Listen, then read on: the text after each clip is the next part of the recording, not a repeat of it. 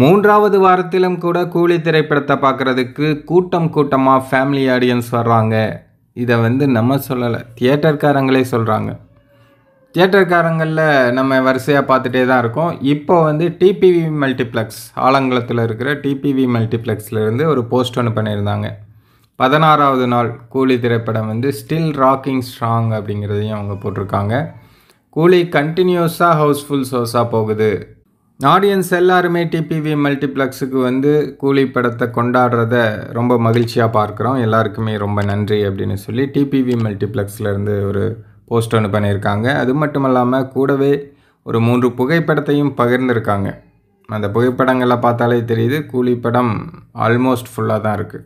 மிகப்பெரிய அளவில் எக்கச்சக்கமான ஸ்க்ரீன்ஸில் ரிலீஸ் ஆனாலும் கூட 3 வாரம் கழித்தும் இந்த அளவுக்கு கூட்டம் வருது, ஃபேமிலி ஆடியன்ஸ் படத்தை பார்க்குறாங்க அப்படின்னா அது தலைவருக்காக மட்டும்தான்.